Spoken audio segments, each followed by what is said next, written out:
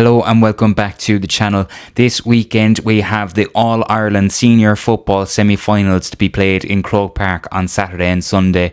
On Saturday at 6 o'clock we have Louth and Mayo, and then on Sunday old foes reunite at 4 o'clock when Dublin take on Kerry. So let's get straight into it. This is the GAA preview. So the first game of the weekend is at 6 o'clock in Croke Park with Louth taking on Mayo. And look, if you told anyone at the start of the year that these two would be in an All-Ireland semi-final, you'd say you're probably off your rocker. But in fairness, they've both worked hard, and I suppose the way draws have gone and the teams that they've beaten, they've made it, and they're fully deserving to get to this stage.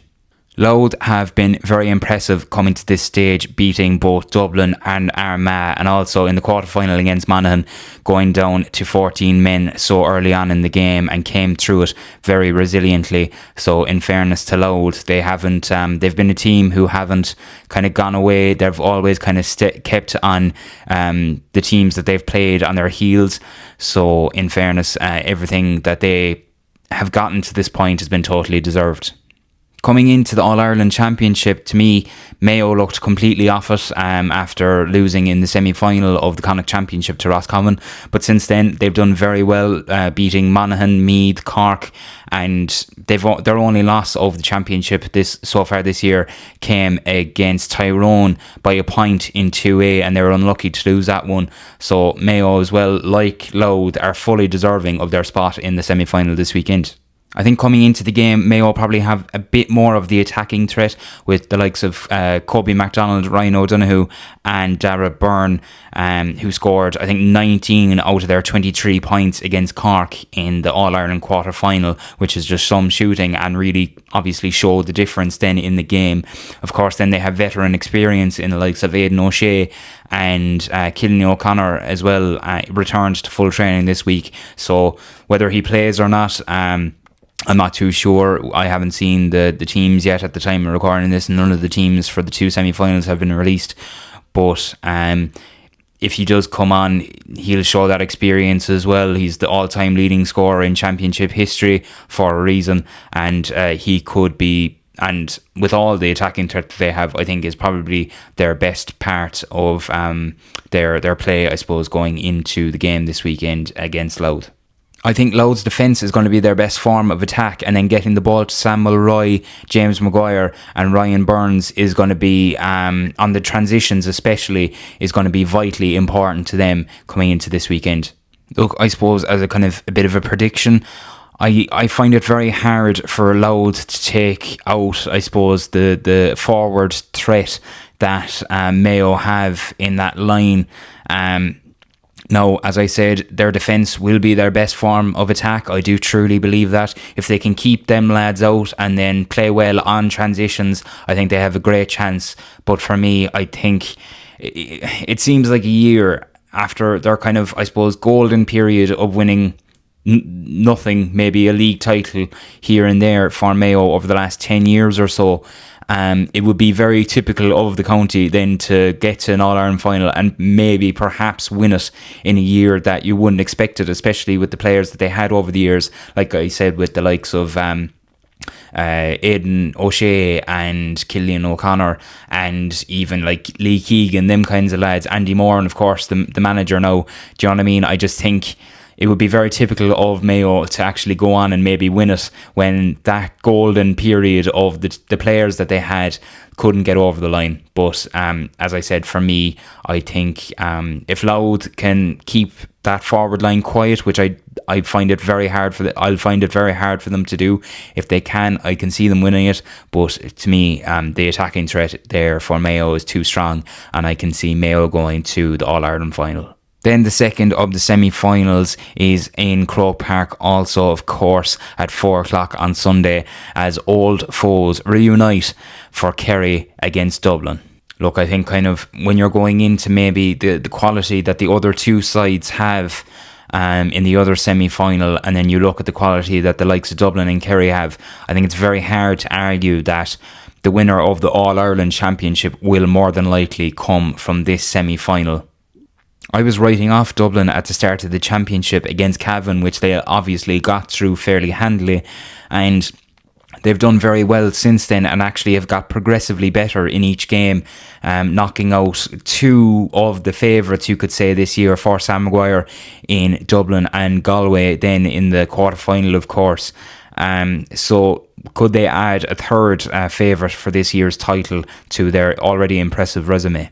I've kind of reinforced this point on numerous occasions really with Kerry this year, and look, they looked very shaky, I suppose, maybe in some parts throughout the league and even then in the championship, but I think that embarrassing result for them against Donegal in Clarny, since then they've really kind of turned the corner, starting of course with Kildare above in Newbridge, and then you had the game against Armagh and then Tyrone as well.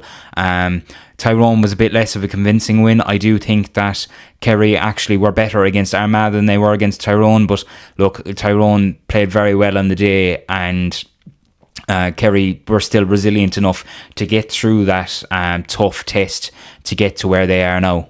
As I kind of hinted to there, I reinforced the point, I suppose, that Kerry have been shaky throughout kind of my previews and reviews this year, and I have said this numerous times that I think the turning corner of their loss against Donegal was very similar to Meath last year in the round robin, where they obviously then went on to beat I think Cavan,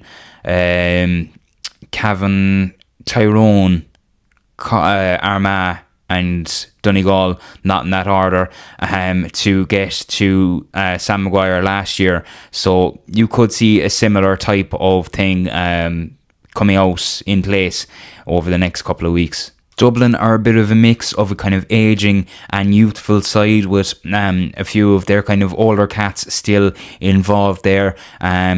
Their half-forward line and their full-forward line that started against Galway are all over the age of 30, and look, they might want to end possibly their inter-county careers this year, some of them on a high, and that would obviously have to start with knocking out Kerry in the All-Ireland semi-final.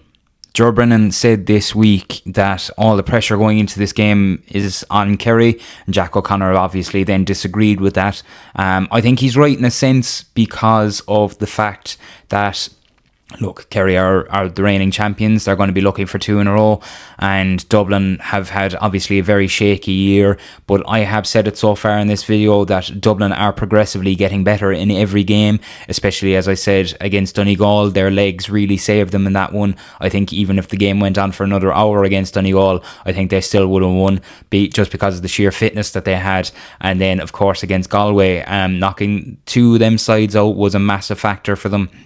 But you have to kind of go back to the old kind of thing of when you're playing a rivalry as big in a rivalry as big as Kerry and Dublin, all kind of form like that goes out the window. It's kind of similar to soccer in a way with derbies, but I do kind of get his point in a way, but I do think they're progressively getting better. So I wouldn't say the pressure is totally on Kerry in a sense, but look, there probably is very little pressure going in on the shoulders of Dublin going into this one, because nobody expected them to get even to this stage, never mind possibly beating Kerry and getting to the All-Ireland final. Tom O'Sullivan returned to training for Kerry this week, so it means that Kerry have a full strength squad to choose from heading into the semi-final this weekend. It'll be the first time this year that Kerry have a full squad at their disposal. I think one of the bigger ones to kind of look out for, of course you're going to be looking at the likes of David Clifford and Con O'Callaghan and these lads, but I think Dylan Gainey, it could be his time to shine.